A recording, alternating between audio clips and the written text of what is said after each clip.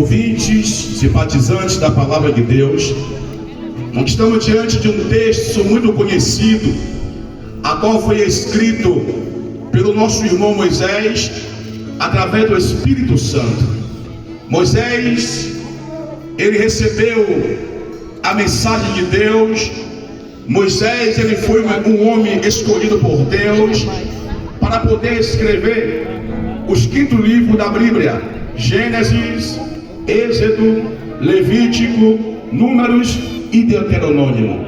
Moisés, ele foi um homem muito agraciado por Deus, a qual Deus separou no meio de um grande povo, para que ele viesse ser o seu precursor, o libertador, o guia do povo até a Nova Jerusalém. A Bíblia vai dizer uma história acerca de um povo que vivia cativo, oprimido, escravizado na terra do Egito. O Egito, ele foi a primeira maior potência que existiu nessa terra. Deus começa agora a lembrar de uma aliança feita com nossos patriarcas Abraão, Isaac e Jacó.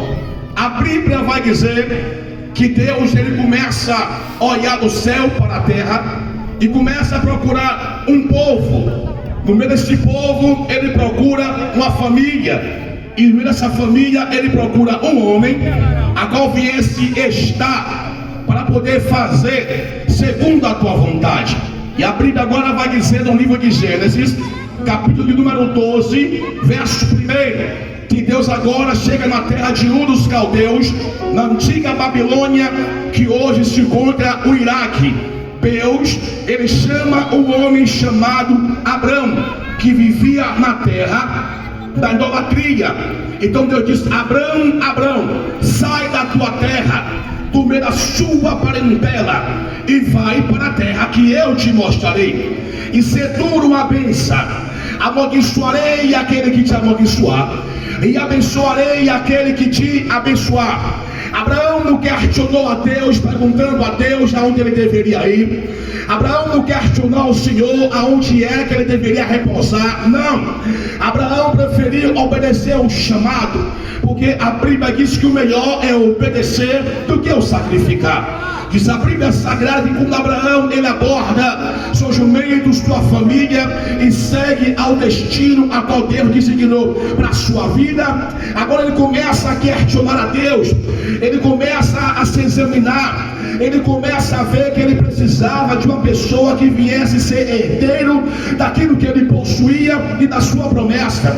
Então Abraão começa a ficar preocupado e pergunta a Deus, no livro de Gênesis capítulo 15, verso 6, diz assim: Abraão começa a perguntar a Deus, quem será o herdeiro da minha casa?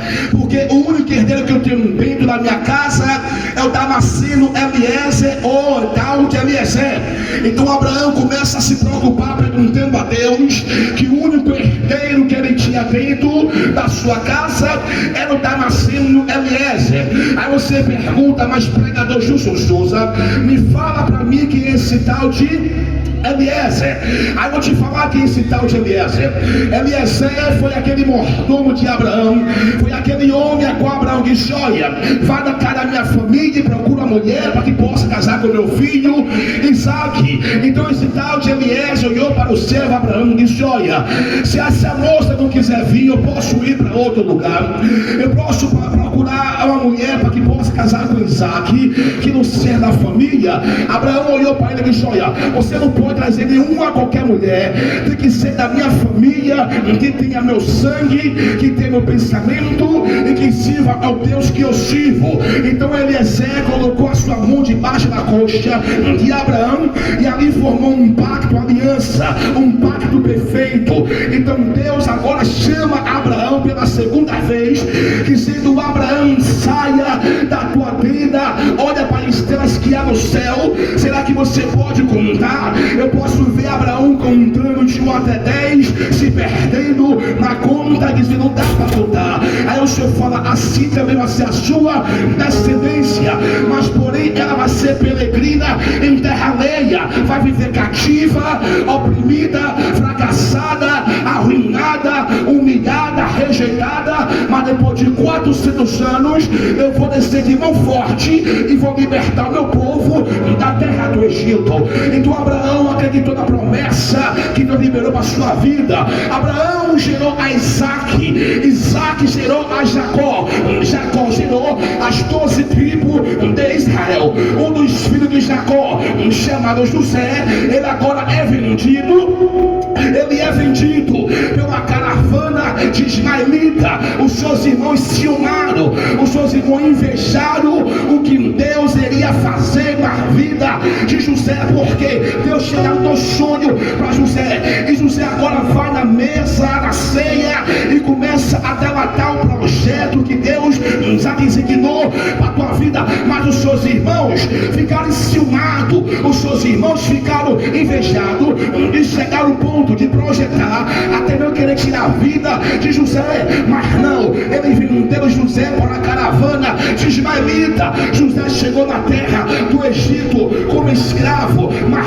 Deus levantou ele na terra do Egito como governador, e quis a Bíblia Sagrada que através de José, entre seus pais e também seus irmãos, no máximo 70 pessoas, mas aquele faraó que levantou José como governador da terra do Egito, esse faraó morre, José morre, seus pais, os seus irmãos também morrem. Surgiu outro faraó, surgiu outro Ramsés, que não conhece a história de José, que não conhece a história do povo hebreu, e começa agora a querer castigar o povo de Deus. Na Bíblia Sagrada que dentro da terra do Egito existia uma família, um casal de levita chamado Joquebede e Anrão. Então Deus agora usa a vida de Joquebede e Anrão para gerar um filho chamado Moisés. Quando Moisés ele nasce, aleluia, a sua mãe Joquebede,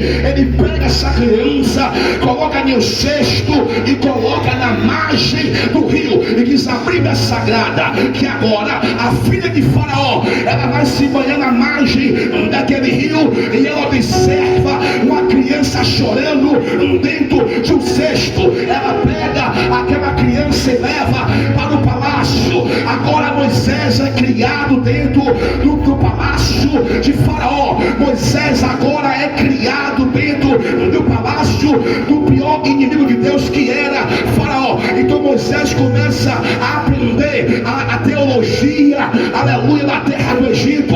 Ele começa a aprender os costumes, os deuses que Faraó se curvava, o Deus Sol, o Deus Lua, a múmia, Ramsés, Piton. Então Moisés agora começa a crescer. Mas diz a Bíblia Sagrada que quando Moisés está com a idade de 40 anos, agora ele começa a ter curiosidade para querer passear na terra do Egito para ver como estava os seus irmãos. E quando ele chega lá, ele vê um hebreu, um egípcio brigando.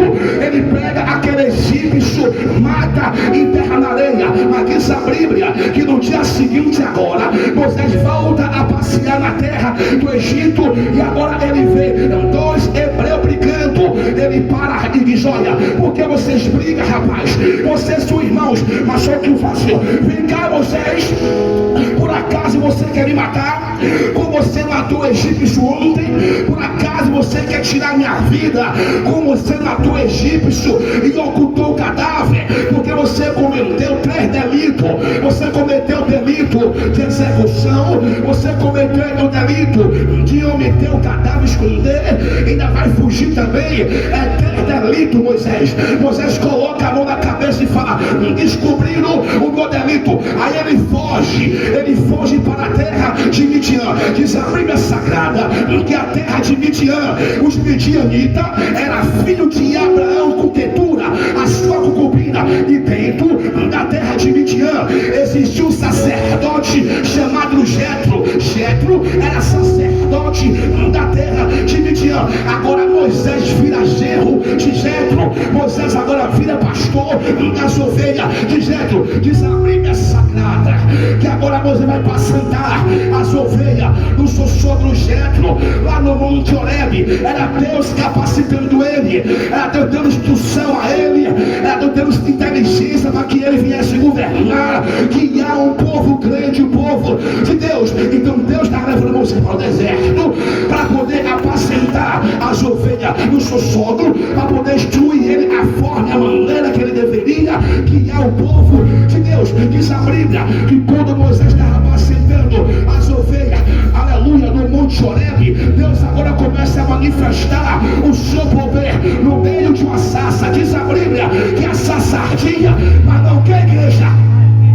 Oh glória, diz a Bíblia que a sarça ardia, mas não se consumia. Sim, agora imagine aqui um pé de árvore pegando fogo e o fogo não consumia aquele pé de árvore. Aleluia, imagine o pé de árvore agora na sua frente pegando fogo, mas o fogo não tinha poder para poder consumir aquela árvore. Por quê? Porque aquilo ali não era material, aquilo ali era espiritual. Era o poder de Deus se manifestando na vida daquela sarça. Eu fiquei me perguntando, Deus, porque o Senhor pegou a sarça, algo desprezável, algo rejeitável, ninguém valoriza, só dá no deserto, não tem estrutura, ela é espinhosa, é cheia de dor, não serve para fazer imagem de escultura, não serve para fazer imagem de fundição. E porque o Senhor pegou logo ela, só dá no deserto, ninguém valoriza ela. A sarça é rejeitada, a sarça é fracassada, a sarça é humilhada, a sarça não tem valor. E porque o Senhor pegou ela? Porque o Senhor não pegou a videira, não pegou a figueira, não pegou a macieira, pegou logo algo rejeitável, desprezável. Deus olhou para mim e disse, Wilson, sabe por que eu peguei a sarça?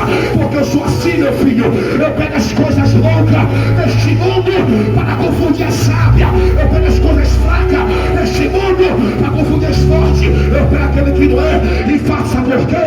Porque eu não sou como o homem olha para a aparência, para o aspecto, para a altura, mas eu não, meu filho, eu olho para dentro do coração, eu pego o pequeno, eu pego o rejeitado para poder exaltar o meu nome. Me dá retorno aí, por favor, meu querido. Aleluia, me dá retorno, me dá grave. Oh glória a Jesus de Nazaré. Você chegou assim que me sarça, humilhado aqui nesta noite, fracassado aqui. Você passou por essa porta sem valor, sem moral, rejeitado na família, rejeitado no seu bairro, rejeitado no seu trabalho. Mas papai te trouxe aqui para dizer para você que ele nunca vai te rejeitar, ele nunca vai te abandonar, ele nunca vai virar as costas para você. Você chegou aqui assim, ninguém me dá valor, ninguém me valoriza, ninguém olha para mim com olhar de amor, com olhar de compaixão, com olhar de misericórdia. Só sabe me apontar, falar dos meus erros, dos meus fracassos. Sim, você chegou aqui assim, que nem a sarça fracassada, mas é você mesmo, filho, que Deus vai usar para fazer a obra. É você, meu filho, que papai vai levantar para levar a palavra dele. Aleluia. Você chegou aqui assim, Gilson, eu sou senador de pó, eu sou maconheiro, eu fumo crack, eu sou cachaceiro, eu sou pecador, ninguém me valoriza. É você mesmo, filho. Eu estou pregando aqui, ó, para você que pensou que não tem mais jeito. Eu estou pregando aqui nesta noite, é para você que pensou em querer se matar. Eu estou pregando aqui para você que é fracassado, que é rejeitado, que é humilhado. Tenha certeza, meu filho, Deus pegou na sua mão, trouxe você aqui, ó, para dizer que você tem valor. Pode seu pai te esquecer, a tua mãe te esquecer, a tua família te esquecer, mas diz a Bíblia Sagrada, pode uma mulher se esquecer, meu filho cai na lama, de forma que não se compadeça no filho, no seu ventre, mas ainda que essa mãe se esqueça dele, eu todavia nunca esquecerei de ti. Deus se lembra de você, é por isso que você está aqui hoje. Então levanta a mão para cima, abre a boca e adora.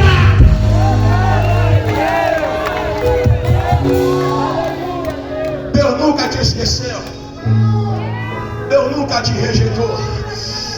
Deus nunca virou as costas para você. Aleluia. Aquela sarça, Deus preferiu ela. Ele tinha tantas árvores lá, ele tinha tanto pé de planta para poder manifestar o poder dele, mas preferiu manifestar na sarça. Algo pequeno, projeto pequeno, falido, mas papai foi lá e exaltou. Aleluia.